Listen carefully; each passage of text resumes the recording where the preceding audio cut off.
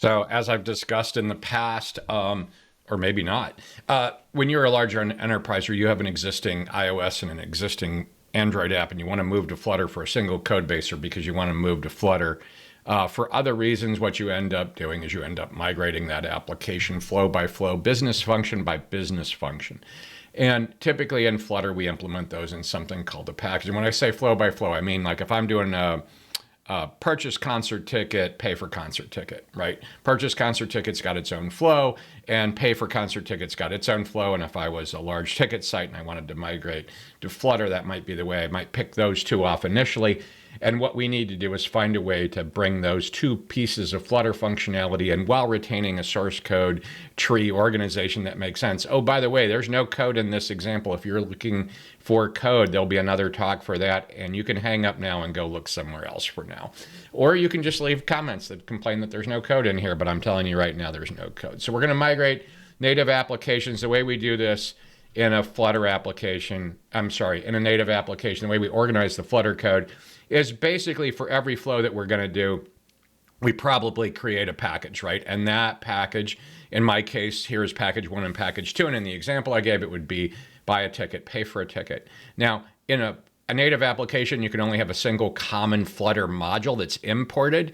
And so here I created a common module, and it might be called common module maybe.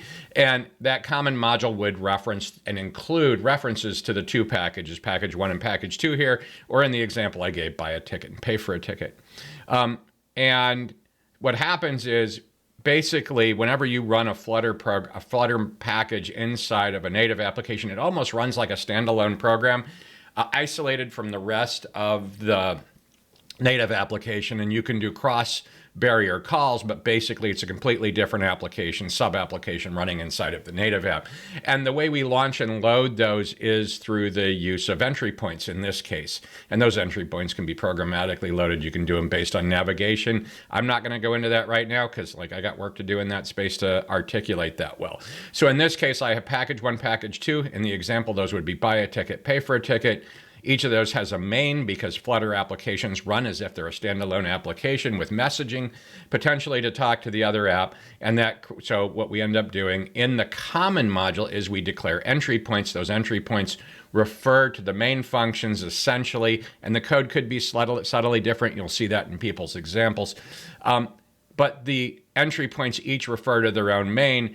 And then in the Android and iOS, we basically tell the Flutter engine to execute against a named entry point. If you don't have a named entry point and you just have a pragma for entry point with no name, you're going to you can actually have, the way this works is if you only have one package in a common module or you only have one module, then you could do an unnamed entry point. But I'm going to pretend here we're always going to do a named entry point because I'm like super OCD about naming because that's what people do when they write software a long time.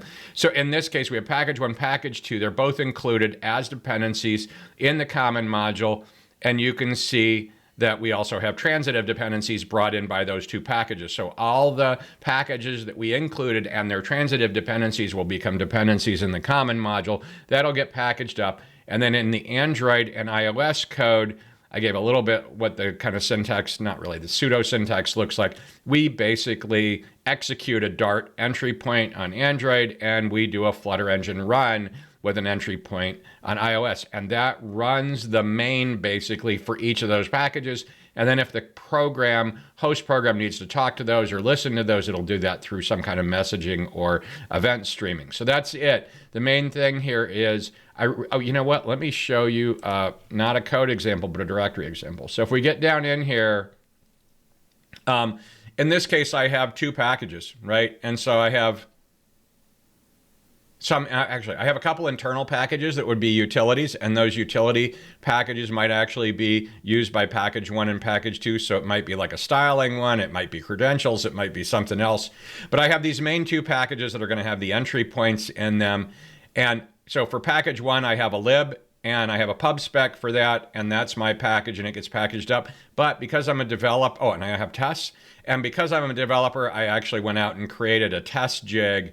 And that you'll notice here, and that test jig is a standalone program in Android, iOS, or web that lets me test this library without actually having to go and repackage it into the native app every time. I highly recommend this. You'll see this in all my talks. So I have a little test jig, but really the important part of this package is the lib. And that's where all the code is going to go. That's part of the package. Now, there could be assets here. Maybe I'll update the, you know what, I'll update the blog later and put assets in. And those will be pulled in, be bundled up as part of the package. And then I have a second package here called package 2 that's got the exact same thing. It's got its own test jig and it's got a lib. And then I've got a module, a common module. And what I wanted to point out here is it'll have a very simple one file in it in the lib, which actually references the entry points, and those will be callable from the Android and iOS code. And I just wanted to point out one other thing here is you see a .android and .iOS, and that's because modules don't have buildable programs. They actually build libraries. And so there's a transient, this is in another talk if you haven't seen it, there's a transient .android and .iOS directory that are not under version control. And those are actually populated whenever you go to build an AAR or a shared library in iOS. So that's really the way this directory structure would kind of look for this. Hey, create a package, create a lib, create a test directory, maybe create a standalone test jig that runs inside that that's in that, but the pubs, and there'll be a pub spec YAML now that I think about it for the test jig. I'll add that. And so I have package 1, package 2 here, and they're both callable from inside of the module. And I think that's, yeah, I discussed that down here, and that's it. So that's what we talked about today in a very short 6-minute talk, is migrating native applications, entry point by entry point. Basically, you build packages. Those packages are included in a common module, and the common module has pragma annotations that basically mark what are the possible entry points, and then the Android and iOS programs call those and run the Flutter engines against those named entry points. Have a great day.